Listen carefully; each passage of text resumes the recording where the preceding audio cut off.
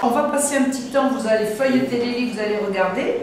On va choisir les premiers livres que l'on va lire et avec lesquels on communiquera avec le comité de lecture Nord. Et ensuite, avec l'ordinateur, j'ai enregistré le blog du comité de lecture. Donc je suis très contente, je l'ai dans l'ordinateur. Et tous ensemble, nous regarderons ce blog. En fait, l'idée m'est venue, on a dit, vous nous avez présenté les livres, n'est-ce pas? Vous avez dit que c'est la liste de mes envies. Pour moi, l'idée, c'était une femme qui a écrit ça. C'était une femme. Mais curieusement, je vais lire, je vois le nom de l'auteur, c'est un homme. Et quand vous avez feuilleté, vous étiez tombé sur une page où on décrivait la liste des envies. Et qui concernait les femmes. Et qui n'était même pas de besoin. Parce que le besoin, il est différent aux envies. Oui, oui. Vous voyez, c'était la liste des envies. Au fait, pour moi, c'est un homme qui apparemment marginalise la femme. Oh, nous sommes dans une période où on parle de l'émancipation de la femme, où on fait même toute une journée mondiale pour la femme, on parle de l'égalité de la femme, et curieusement, un livre européen qui va nous parler d'une marginalisation. Apparemment, il y a que des hommes qui sont droits par rapport à leurs besoins, par rapport à leurs envies, contrairement aux femmes. Ce sont des réactions que nous prenons à chaud, seulement après avoir lu les titres. Oui. Et maman parle déjà de jugement des hommes sur les femmes. Moi, je ne suis pas d'accord. Il serait plus question, il dit comme celui qui a écrit, M. Grégoire, a émis un jugement autour des femmes. Non, mais bien sûr, ça c'est vous qui le dites. Il ne faut pas faire un débat de genre. Hein? Non. Vous êtes libre aussi de faire, d'écrire un document sur les envies des hommes. Vous êtes libre, comme nous aussi les hommes, nous sommes libres d'écrire sur les envies de la femme. Oui. Moi j'aimerais qu'il puisse peut-être parler de besoin, parce que le besoin il est important comparativement aux envies. Oui. Et quand il parle des envies, le femme présente toujours ces choses-là. Oui. Parce que quand il parle des envies, apparemment il prend la femme, on va sélectionner. Pour une femme, ici chez nous, dans notre pays, disons en Afrique, pour une femme, aller au travail, faire la ménage et prendre encore d'autres activités en dehors de ça, ce n'est pas vraiment facile. Je m'excuse. C'est vraiment pénible. Et oui, c'est vraiment pénible. Et ça demande de l'amour et de la volonté. Donc nous n'allons pas vraiment trop condamner lorsqu'on ne voit pas assez de femmes dans le club de lecteurs comparativement aux hommes. À ce moment, vous êtes vous-même contre le genre que vous êtes en train de prôner. Quand vous dites qu'il y a cette différenciation femme-homme et que nous devons avoir un peu d'égard puisque vous avez beaucoup de tâches, pourquoi vous réclamez le genre? Pourquoi réclamer l'égalité des sexes? Moi, je ne trouve pas qu'il y ait une raison. S'il vous plaît. Moi, je pense cette occasion, puisque vous sentez minoritaire, ça sera une occasion pour vous d'interpeller les autres femmes qui sont à leur pays, de venir contribuer, plutôt s'inscrire et contribuer à l'avancée des travaux du comité de lecture. Nous allons interpeller encore les dames qui ont fait partie de notre club de lecture. Ouais. Vous voyez, on va les interpeller pour qu'elles regagnent encore l'équipe et qu'on travaille, qu'on fasse un travail d'ensemble. Nous travaillons, nous tous, nous donnons le même rendement. Comme nous donnons le même rendement et la rémunération aussi doit être le même. C'est ça le système. Cela ne veut pas dire que nous voulons prendre votre place, donc la place de l'homme, ce n'est pas ça. Mais nous travaillons, nous exerçons le même travail, et nous donnons les mêmes énergies. Il faudrait que la rémunération soit aussi le même. Moi, je peux dire que revenons sur les mêmes qui sont sacrifiés. Des moments ont pris leur temps, ils ont sacrifié le temps pour travailler le livre. Et les mêmes aussi, ils peuvent aussi demander aux autres de venir nous rejoindre. Pourquoi? Parce que le sacrifice qu'ils font, bien qu'ils ont beaucoup de choses à faire, le sacrifice qu'ils font pour faire ce travail, c'est pour venir lire et faire le résumé. Moi, je pense qu'ils peuvent aussi donner ça aux autres, demander aux autres de le faire. Voilà. Là, ce sera très mieux. À ce moment-là, on ne parlera plus de choses de genre, de quoi. On parlera plus du sacrifice et de la volonté. Nous allons lire les livres. Est-ce qu'il y a un autre titre de livre que vous auriez envie tout de suite de discuter, rien que sur le titre? Bon, on peut prendre même si Indignez-vous. Hein. Oui, même ça, sur Indignez-vous. peut-être ça ira aussi de pair avec ça.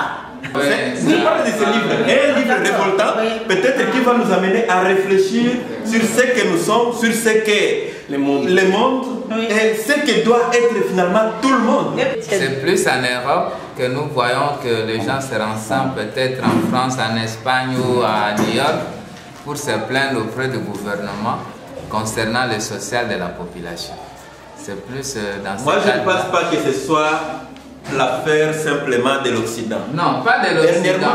Quand vous parlez de l'illustration qui nous fait ramener proche et que nous prenions aussi conscience de nos problèmes. C'est à partir de l'Occident. Quand on voit ceux qui ont le moyen se plaignent, mais pourquoi pas nous? Je pense que l'auteur nous interpelle. Ça, c'est une interpellation. On avait un professeur qui nous disait il faut avoir la honte. De quoi? Je vais m'expliquer. Selon le professeur, la honte est le régulateur de l'éthique du comportement. Oui. Selon le professeur. Alors, indignez-vous. Nous devons aussi avoir cette indignation. Aussi, les nous hypothèses. aussi, Congolais, nous devons nous indigner. Parce que si nous voyons le Rwanda, par exemple. Le Rwanda. Un pays. Un tout petit pays, si on voit dans la map monde là,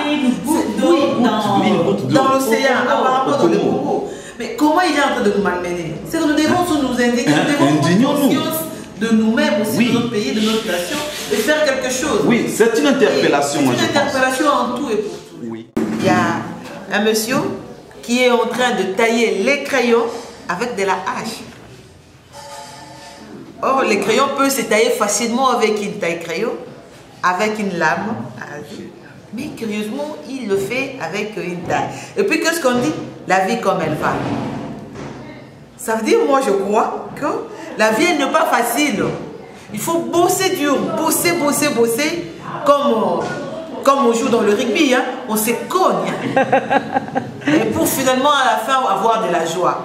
Le crayon, l'homme est au-dessus du crayon. Le crayon, c'est comme un support. Alors, en les taillant, il va commencer à les tailler parce que le crayon joue un rôle très important. La vie, c'est comme quelqu'un qui écrit. Et à l'aide de ce crayon-là, le crayon aussi représente la vie. Alors, il les taille, c'est pour écrire. Les écrits sont bons, sont mauvais. Il y a des écrits qui vont se voir, il y en a qui ne vont pas bien se voir. Il peut mal écrire ou bien il peut aussi bien écrire. Et le crayon finira toujours un jour par an. Le crayon va finir un jour. Lui, il sera où, dans le vide ou quoi? Mais il aura laissé des traces. Il aura laissé des traces. Les rugby, un sport de voyous pratiqué par les gens. Ça te perturbe, ça? Oui, ça me perturbe parce que je ne sais pas, on le dit parce que c'est l'humour ou c'est des choses vraies. Alors, si tu veux, le rugby, c'est des gens quand même qui dans les mêlées se poussent, voilà, c'est tout ça. On dirait que c'est des voyous, c'est ça que ça veut dire. On dirait qu'ils font comme les voyous, mais en fin de compte, ils se respectent, ils jouent collectif, et après, quand le match est fini, les adversaires, ils sont tous unis autour du partage, de la solidarité, etc. Oui. J'ai retenu de rugby que le rugby est un sport d'amour et de compassion. Surtout ça, d'amour, de compassion. Surtout si on prend l'exemple tel que Laurent nous avait expliqué. Quand vous jouez et que vous êtes devant votre adversaire, vous voulez l'enlever, lui prendre les ballons et que l'adversaire est en voie de tomber, il faut l'accompagner. Le rugby, c'est aussi un outil qui va nous aider pour ces enfants de la rue. Vous voyez les Kuluna, au lieu d'utiliser les Kuluna pour se battre entre eux, on peut les aider à créer des équipes de rugby et les réglementer pour faire la bonne... Le rugby, c'est la bonne bataille. Une bataille réglementée pour créer la solidarité. Et si nous utilisons ces verbes-là devant ces enfants-là, on peut créer, on aura de bons rugbyman ici avec les Kuluna là. Je dirais au Club Nord, merci beaucoup, merci pour les ouvrages envoyés. Et cela nous a beaucoup trop émus. et surtout que ça nous a remis à être à chaud, à réagir à chaud avec les titres comme ici, les titres, la liste de mes envies, surtout ça, c'est ce qui nous a vraiment beaucoup frappé, tiqué sur les genres. Alors je dirais que merci pour tous ces livres et nous allons les exploiter et pourquoi pas faire les échanges avec vous. Et tel que les autres ont dit, vous allez encore nous découvrir plus et nous ferons en sorte que les genres soient respectés. D'ailleurs, là, déjà en sortant, nous venons de conquérir, de gagner déjà une adhérente qui est là. Et elle nous a promis déjà de venir ici. Peut-être c'est Maman Hermine. C'est Hermine qui a accepté parce qu'elle nous a entendu parler comme ça à chaud et que les dames ont crié ici devant les hommes. Et elle aussi, comme elle est chaud, et elle veut venir ici travailler ensemble avec nous, résoudre nos problèmes, les problèmes des clubs sud et puis travailler ensemble. Vive l'association Cœur Soleil, vive Maman Josiane, vive les clubs nord. Parce que nous sommes familiarisés et nous resterons toujours branchés. Ciao. Merci. Je dirais dans un premier temps que le comité de lecture, pour ne pas parler PESAC Kinshasa, c'est un cadre d'échange intellectuel qui nourrit nos intelligences en connaissances scientifiques, culturelles. C'est un comité qui nous aide à nous connaître mutuellement. Et je remercie d'abord ceux qui sont ici présents, qui ont cette volonté de participer à cet échange. Et je remercie très sincèrement le comité Nord qui déploie de tous ses efforts pour nous fournir un matériel, nous fournir des ouvrages que nous lisons.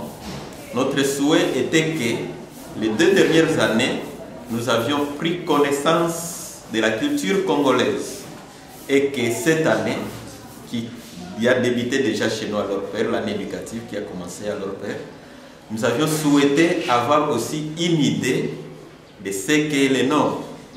Et je crois que notre demande a été satisfaite. Je vois les livres, je vois déjà les livres, j'ai vu ici le conte populaire de la Grande Lande. Je pense que ça va nous donner l'idée aussi du Nord. Et les échanges vont continuer, c'est ça mon souhait, qu'ils ne vont pas s'arrêter.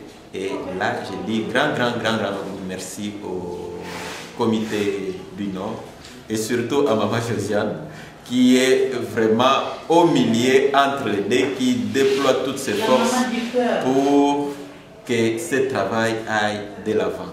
À tous les amis du Nord, joyeux Noël et bonne fête de Nouvel An. Je vous remercie. Ce moment autour des livres, c'est le temps pour passer autour de la table. Je vous invite à venir et je vous dis déjà d'avance, bon appétit.